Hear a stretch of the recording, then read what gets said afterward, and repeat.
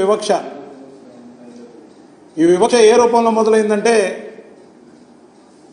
గత ప్రభుత్వం అంటే వైఎస్ జగన్మోహన్ రెడ్డి గారి ప్రభుత్వంలో డిప్యుటేషన్తో వచ్చి పనిచేసిన అధికారులందరూ కూడా జలగన్నలంట ఈనాళ్ళు రాస్తారు.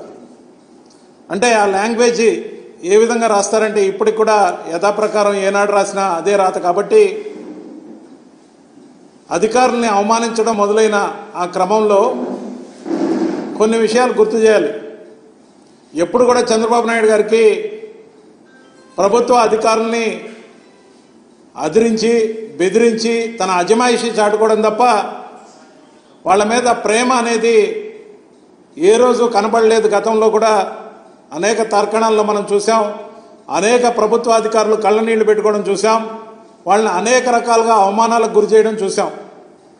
మేము ఇంత తొందరగా దేని మీద రెస్పాండ్ కాకూడదని కనీసం 3 నెలల నుంచి 6 నెలలు ఈ ప్రభుత్వానికి సమయం ఇవ్వందే ఎటువంటి ఆరోపణ చేయకూడదని, వ్యక్తుల పరంగా కాకుండా పాలసీల మీద ఇచ్చిన మేనిఫెస్టో అమలు చేయకపోతే ఆ నిర్ణయాల మీద, ప్రజలకు ఇచ్చిన హామీలు అమలు చేయకపోతే వాటి మీద ఈ ప్రభుత్వాన్ని నిలదీయాలనుకున్నామే. కానీ పరిస్థితులను బట్టి ఈ విధంగా ప్రభుత్వ అధికారుల్ని అవహేళన చేసే విధంగా జలగణనలను రాయడం ఎంతవరకు కరెక్ట్ అని అడుగుతూ ఉన్నాం, ప్రశ్నిస్తూ ఉన్నాం ఈ ప్రభుత్వాన్ని.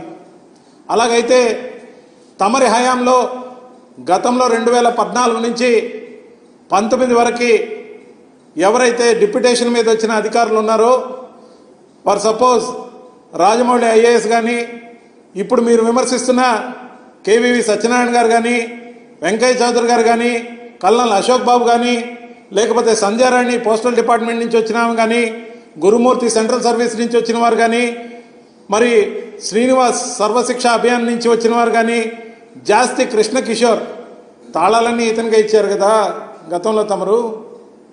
మరి వెంకటేశం సమాచార కమిషనర్గా గతంలో పనిచేసిన వారు కానీ, రమణారెడ్డి రైల్వే శాఖ నుంచి వస్తే ఆయన్ని మీరు కొనసాగించారు కదా గతంలో. మరి వీళ్ళందరూ కూడా అప్పుడు ఇలాంటి పేర్లు ఏం పెట్టాలి? మీ దృష్టిలో, మా దృష్టిలో కాదు సుమా, మీ దృష్టిలో వీళ్ళందరూ అనకొండలా లేకపోతే కొండ చిలువలా? మేము ప్రశ్నించదలుచుకుంది మా కోసం కాదు, ప్రభుత్వ అధికారుల్ని డిప్యుటేషన్ మీద వచ్చిన, రెగ్యులర్ బేస్లో పనిచేసిన ప్రభుత్వాలు మారినప్పుడల్లా ప్రభుత్వ అధికారుల్ని సతాయించకూడదు, వాళ్ళని అవహేళన చేయకూడదనే సదుద్దేశంతో మాత్రమే మిమ్మల్ని ప్రశ్నిస్తున్నాం. మరొక ప్రశ్న ఏంటంటే, చంద్రబాబు నాయుడు గారు గెలిచినాక సంబరాలు చేసుకొని ఉండొచ్చు, కానీ దానికి మించి దాడులు చేశారు.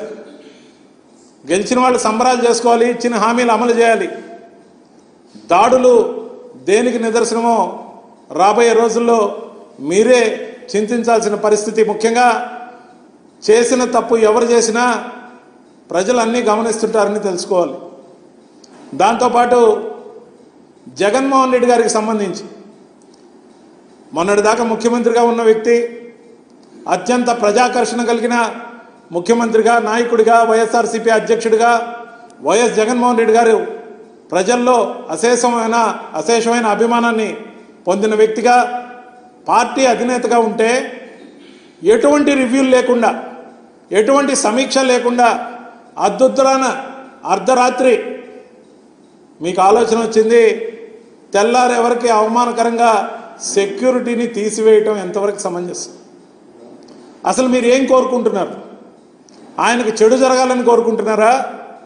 లేకపోతే మీ స్పాన్సర్డ్ కొంతమందిని పంపించి కొంతమంది మీడియా వాళ్ళని అక్కడ జనాలను పోగేసి మాకు స్వేచ్ఛ దొరికింది, సంబరాలు జరుపుకుంటాం, మా రోడ్లలో మేము వాకింగ్ చేస్తాం, ప్రభుత్వ రోడ్డు ఎవరికైనా సొంతమే, కానీ రక్షణ పరంగా ఎప్పుడైనా విఐపీలు ఉండే రోడ్లలో చెక్ పోస్టో ఐడి కార్డు చూపిమనడమో లేకపోతే ఏదన్నా పెడితే అదేదో గోరంతలు కొండంతలుగా చెప్తున్నారంటే మీరు జగన్మోహన్ రెడ్డి గారికి చెడు జరగాలని కోరుకుంటున్నారా అని ప్రశ్నిస్తున్నాం.